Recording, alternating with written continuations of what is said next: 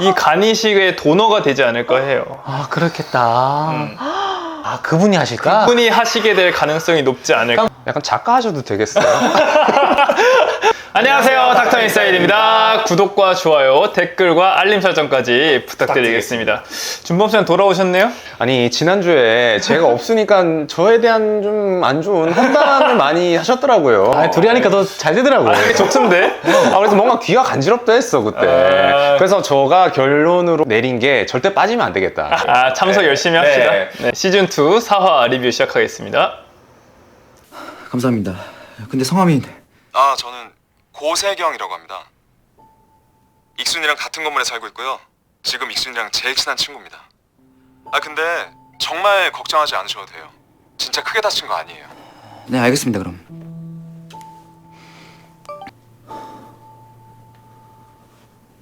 미치겠다 진짜. 저 이거 되게 빡치는 상황 같거든요. 지난주에도 봤지만 너무 빡치네요. 아니 사실 여자친구가 멀리 있는데 뭔가 남자친구도 아닌 애가 걱정하지 말라고 그런 식으로 얘기하는 것부터가 너무 좀 화가 나고, 자기 말고 다른 남자랑 같이 있다는 것 자체가 너무 좀 화나는 상황인 것 같아요. 애초에 익순이가 자기 베프가 남자라는 걸 까고 들어갔으면 이런 정도까지 빡치진 않았을 텐데, 배신감? 연인 사이에는 뭔가 숨기기 시작하면, 불신이 생기면 이제 그때부터 계속 의심이 꼬리를 물고 막 가잖아요. 하면 얼마나 힘들겠어. 가뜩이나 일도 많은데. 이 모든 상황이 세경이가 게이가 아니면 해결될 수가 없는 상황이 돼버렸어. 댓글 달아주신 것 중에 신원호 감독님 작품에는 항상 게이가 한 명씩 있다. 그런 댓글도 달아주셨는데 꼭 그렇길 기대를 해봅니다. 논문 초안 잘 봤어?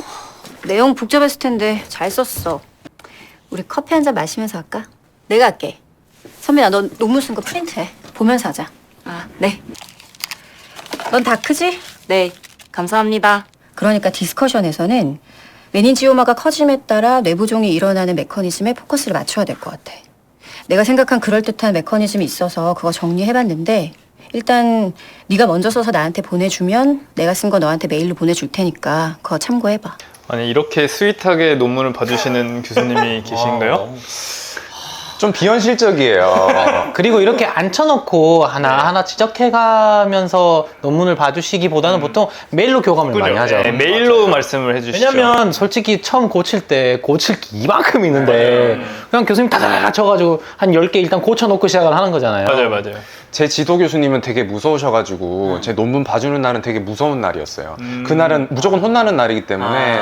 일단 저희 의국 분위기 자체가 좀 그런 좀 약간 강압적인 분위기도 있고 해가지고 엄하긴 하죠. 네, 너무 무섭게 논문을 써나갔던 기억이 있습니다. 저희는 교수님 사실 거의 너무 잘 이렇게 다 거의 만들어주셨어요. 만들어주셨다기보다 이렇게 거의 막 숟가락으로 떠먹여 주셨기 때문에 전공의 논문 같은 경우에는 사실 그렇게 값어치가 있는 논문은 아니잖아요. 그리고 그런 것도 있죠. 전공의가 뭘 한다고 논문을 쓰겠어요. 위에서 다 하나하나 알려줘야 쓸 수 있는 거거든요. 배우는 과정이니까 그냥 논문의 기초를 이런 식으로 하는 거다. 그냥 그런 그 배움의 과정 정도로만. 그리고 이제 전문의 시험을 보기 위해서는 이런 논문이 꼭 필요하거든요. 이게 과마다 기준이 조금씩은 다르지만 그렇죠. 뭐 적어도 뭐 오리지널 아티클 하나 정도는 뭐 이렇게 해야 되거나 일저자로. 일저자로서. 그래서 이렇게 레전트들이 바쁜 와중에도 논문을 써야만 하는 겁니다. 근데 저는 만약에 이런 교수님이 저를 계속 이렇게 논문 지도를 해줬다면은 좀 논문을 쓰는 거에 흥미를 좀 가질 수 있지 않았을까라는 생각도 한켠엔 좀 있어요. 그래서 대학병원에 안 남으신 건가요? 그렇죠. 네, 이런 교수님을 못 만나서. 최성화 교수님을 만났으면 대학병원에 있어요. 남았을 수도. 그러니까 최성환 교수님은 이 논문 쓰고 뇌가 너무 재밌다 그러잖아요. 근데 대학병원에 남아 계시는 교수님들을 막 연구 좋아하시고 하시는 분들은 파도 뭔가 새로운 영역이 나오고 뭔가 새로운 기술이 계속 개발이 되니까 이런 걸 탐구하시는 걸 정말 좋아하세요. 이런 분들이 스텝을 하시는 거예요. 이런 분들이 스텝을 하셔야 되고 이제 안 맞는 우리 셋은 유튜브를 하고 있고 저희는 저희 자리에서 최선을 다하겠습니다. 그럼요. 집이 지내셨죠? 예. 왔다 갔다 하시느라 많이 힘드시겠네. 오늘 몇 시에 출발하셨어요? 어젯밤에 올라왔습니다. 아이고. 새벽에 병원 와가 1층 로비 원무과 의자에서 좀 자십니다. 우리 선생님을 그러면 한 달 뒤에 보고 대충 그 일주일 있다가 또 올라온다는 얘기가 맞지? 제가 맞춰드릴게요.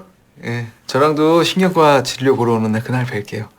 저도 수요일 날 외래가 있어서 괜찮습니다. 아, 이렇게 다른 과 외래를 이제 뭐 하루에 못 보게 되면은 지방에 계신 분들 같은 경우에는 뭐 몇 번을 올라오셔야 되는 네. 그런 불편한 상황이 생길 수밖에 없겠네요. 특히 빅5 병원들은 전국구로 보잖아요. 그러니까 특히 유명한 과가 있는 데는 막 저 전라도에서 오시고 서울인데 그럼요. 이렇게 막 오시고 하루에 와서 다 보고 가셔야 되기 때문에 당연히 외래가 있는 날에 탁탁탁탁 맞춰주는 게 요즘은 트렌드 자체가 다 맞춰주고요. 여기서는 의사 선생님이 직접 맞춰줬지만 보통은 간호사 선생님이 네, 보통은. 뒤에서 이런 수고로운 것들을 많이 해주시고 저희 병원 같은 경우에는 지방에서 올라오신 분들은 딱 이렇게 차트를 띄우면 커멘트로 지방에서 오셨으니까 조금 더 진료에 신경 써달라는 그런 멘트가 달리기도 할 정도로 그런 지방에서 올라온 분들에 대한 배려가 조금 예전보다 많이 늘어났어요.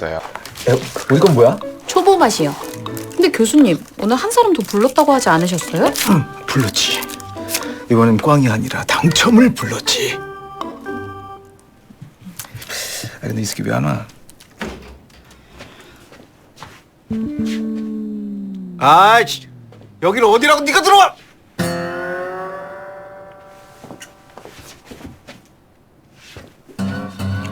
안녕하세요. 안녕.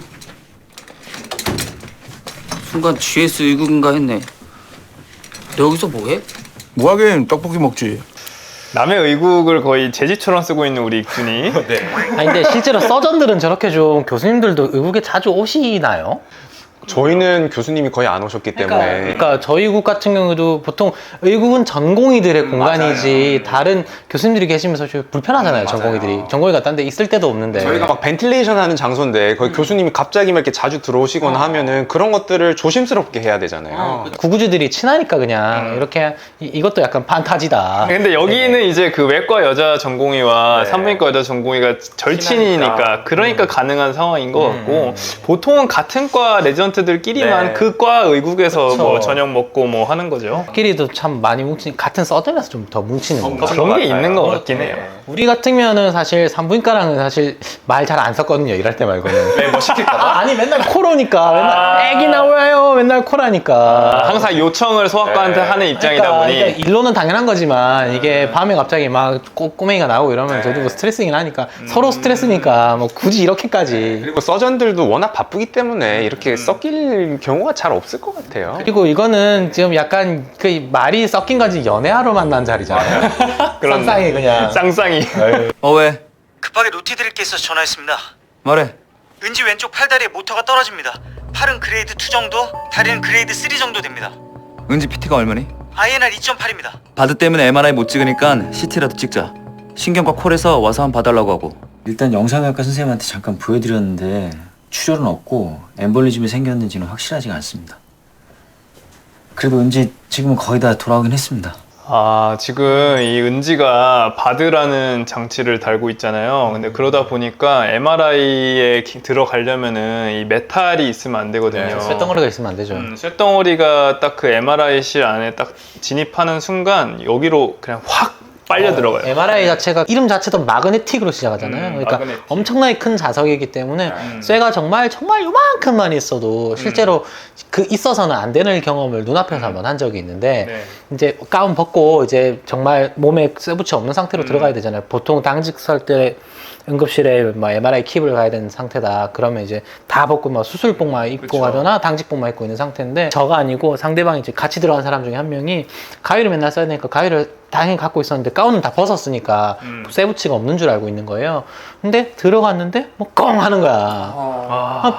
그래서 뭐야 하고 봤더니 진짜 거기에 가위가 하나 붙어 있어가지고 아무도 다치진 않았지만 다행히 진짜 큰일 날 뻔했던 적. 진짜 그러니까 그런 사건들이 꽤 많아요. 그러니까 그분과 MRI 사이에 제가 있었다면 진짜 큰일. 큰일 나잖아요. 근데 이게 은지가 MRI를 못 찍으니까 CT라도 찍어서 이게 마이크로 엠볼리즘이 있는지 확인을 하려고 하는 것 같은데 근데 사실 CT로는 조금 알기가 어려운 측면이 있어요. 미세한 임파각이 생긴 거는 사실 CT에선 거의 안 보이고요. 그 MRI 중에 확산 강조 영상이라는 걸 찍어야 정확하게 확인할 수가 있는데 지금 그걸 못하니까 이렇게 CT로라도 대체를 한 것 같습니다.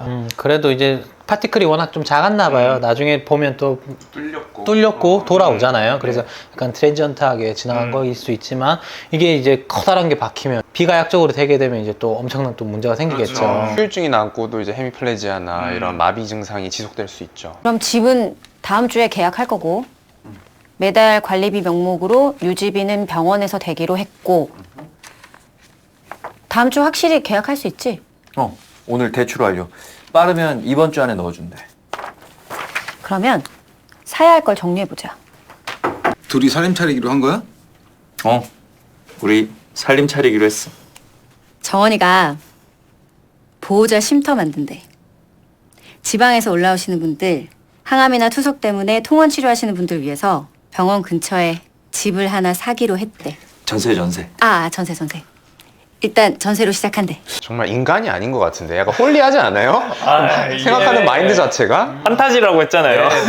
근데 실제로 이게 판타지는 아닌 게 이제 큰 병원 아마 있을 거예요. 저희가 근무했던 서울 성모병원 같은 데는 월수금 케모 쳐야 되는 경우가 있는데 쭉 입원할 수 없는 애들이 있어요. 그냥 외래에서 케모를 쳐야 되는데 그냥 보호자 쉼터가 있거든요. 그래서 환자나 보호자가 이제 퇴원했다가 그 방에서 한 2, 3일 쉬고 또 다시 나와서 케모 치고 지방에 아까 계신 멀리 계신 분들 일주일 단위로 그렇게 갔다가 내려갔다가 오시는 경우도 실제로 있어요. 근데 이게 혼자서 운영을 하기는 어렵지 않을까요? 본인 자비로 이렇게 대출해가지고 하는 거잖아요. 이건 홀리하다니까. 그러니까 이건 뭐 병원에서 하는 게 아니라 아니 얘가 병원의 오너인데 그럼 병원 사업의 일부가 아닌가? 사업의 일부. 어떻게 보면 공적인 것이 아닌가? 쉼터가 조금 더 많아지면 좋을 것 같아요. 근데 서울에 있는 병원이라고 가정을 했을 때 서울 땅값이 얼마인데 아니 뭐 전세값이 요새 10억씩 하는데 어떻게 이걸 어떻게 못 얻어요 이걸? 바람입니다. 예. ICU에서도 출혈 있는지 확인 잘하고. 네, 알겠습니다.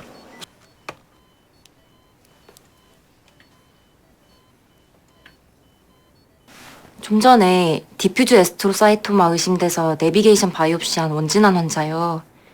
CT 촬영했는데 바이옵시한 부분에 ICH가 조금 생겼습니다. 니들이 그걸 찌를 확률이 얼마나 된다고. 야, 오버하지 마. 그럴 가능성이 높아? 오른쪽 퓨필 사이즈도 0.4 정도로 커져 있습니다. 그 정도는 괜찮아. 네.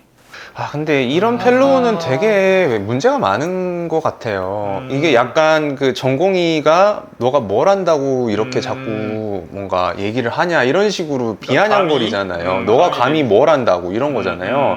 근데 사실 저 같으면은 이런 RN연차가 있으면 되게 좋을 것 같거든요. 너무 고맙죠. 스마트하잖아요. 제가 굳이 뭔가를 하지 않아도 얘가 알아서 다 이렇게 뭔가 위험한 것들을 다 챙겨주고 하면 얼마나 좋을까. 이렇게 노티를 하면은 그냥 그거 가지고 이제 그냥 환자 보기만 하면 되는데 오히려 문제 상황은 이거 반대죠. 그러니까 펠로가 되면 전문의가 되면 책임이 더 많아지기 때문에 더 조심스럽고 전공의가 오히려 전공의는 이게 그래도 오더를 받아서 하는 입장이니까 좀 나태하게 약간 좀 대충 건성으로 하면 펠로가 가서 이제 막 쪼고 환자 똑바로 안 보냐 그러면 이제 그런 경우인데 이렇게 성실하고 꼼꼼하게 봐주는 전공이면 내가 고맙다고 밥이라도 사줘야 될 판에. 혹시 뭐 이런 비슷한 케이스 있었어요? 저희는 이제 최근에는 저희 전공의가 너무 잘해서 그렇게 너무 꼼꼼하게 잘해주면 나는 아유 그렇게 합시다 선생님 그렇게 합시다 너무 고마워요 항상 외치고 다녔던 기억이 나네요. 좋은 전공의를 두셨네. 아유 이 자리를 빌어 감사합니다 선생님.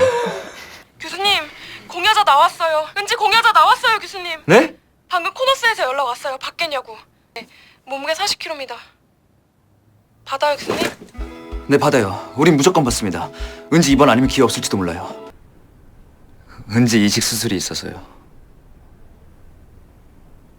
심장 공유자 나왔고 우리가 받기로 했습니다.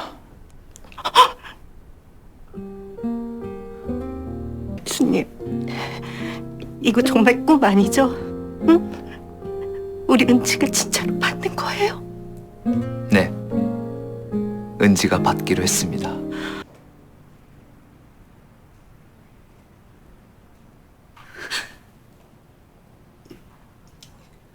드디어 은지도 공여자를 예상은 했는데 정말 다행이네요.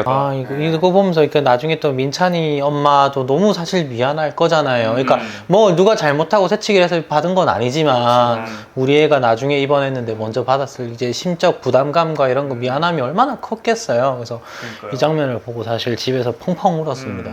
근데 정말 이렇게 좀 안 좋은 아기를 가지고 있는 보호자들끼리는 서로 유대감이나 이런 것들이 많이 생기는 것 같아요.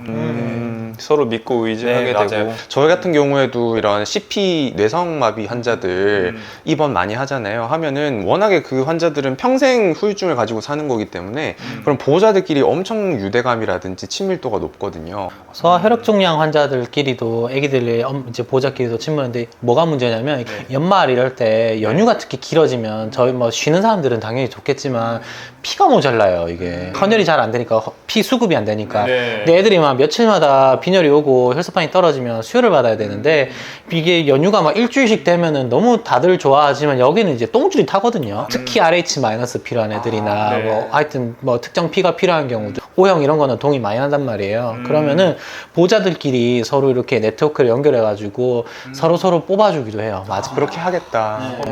그렇게 서로 도와주기도 합니다.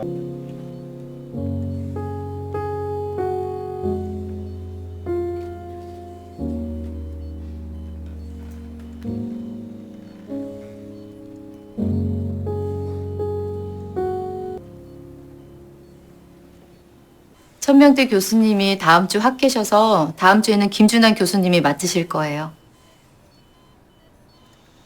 아, 이미 알고 계시죠? 안 외로우세요?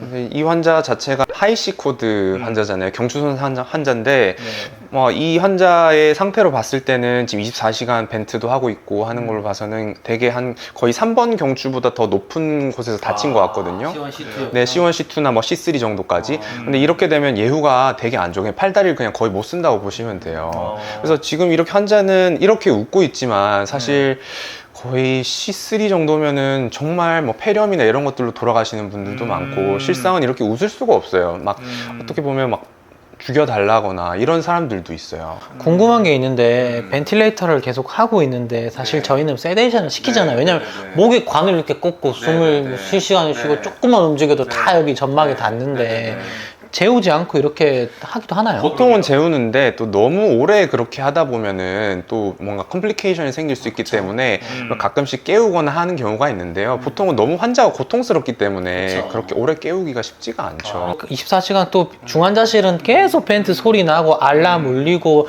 불도 안 끄고 이렇게 해야 될 텐데 보통 이런 환자분들은 나중에 이제 포타블 벤틸레이터를 이렇게 바꿔서 이렇게 일반 병실로 내려오거나 하는 경우가 있는데 이렇게 삭반한 경우에는 오랫동안 깨워놓으면 너무 환자가 고통스러워요. 저렇게 웃고 있을 수가 없어. 이게 너무 심심하실 거잖아요. 계속 깨어있기도 하면 아픈 건 둘째 치고라도. 근데 저는 이런 환자들의 예후를 알기 때문에 보면서도 너무 짠했던 것 너무 짠한 것 같아요. 같습니다. 미래가 조금 그렇습니다. 이 와중에 여자친구 때문에 더 힘든 것 같고 여자친구가 좀 이기적인 것 같아.